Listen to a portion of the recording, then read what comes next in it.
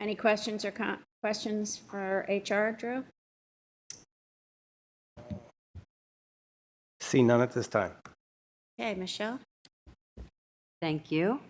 On tonight's agenda, there are several policies for your review. The first policy is Policy 308, Administrative Decisions. This policy is being recommended for a deletion.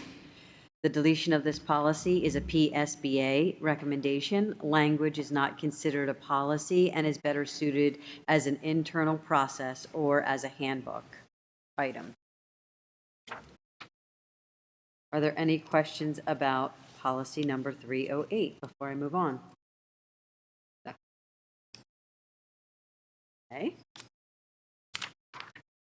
Next policy for review is policy 308, titled Employment Contract and Board Resolution.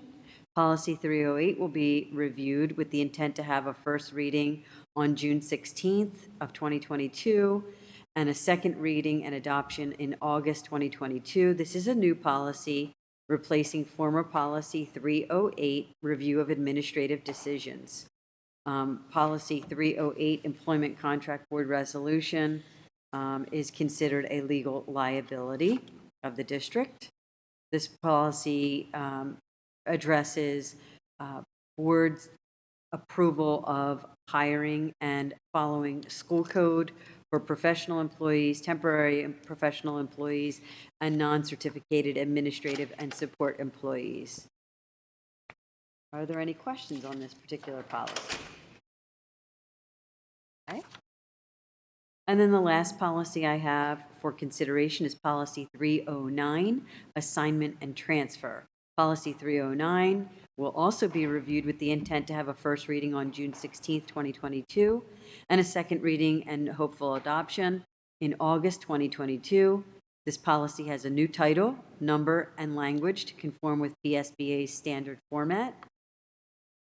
The new title, number, and language, deleted district policy replaced with PSBA's policy guide as a recommendation. This policy is categorized also as a legal liability.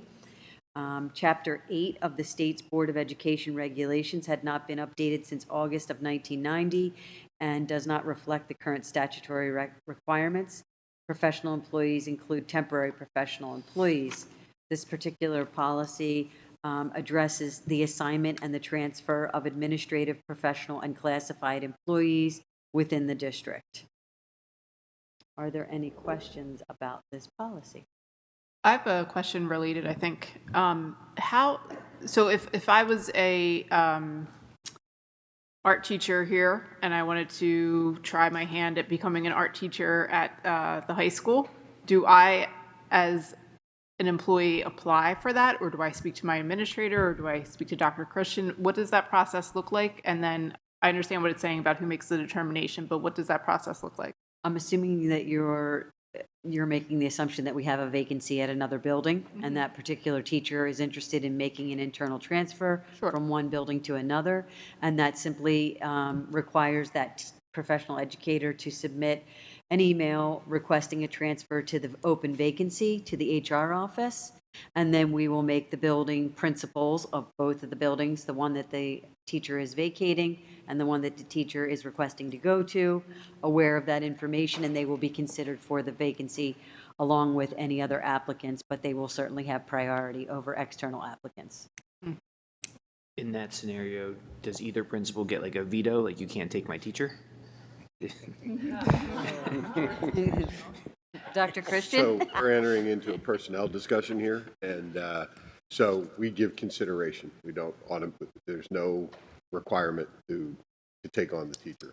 But what happens is, as they go through the interview process and they have a conversation, they communicate with Michelle's office and mine, and then either Karen or Rosemary, depending upon the certification. So it's not etched in stone that you automatically be accepted by the other building, and we include both principals in that conversation.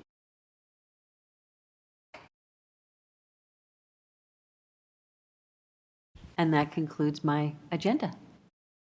Thank you. Okay. Any questions? Mr. Bogley? No questions at this time. Okay, seeing none, the meeting is adjourned. Board have time for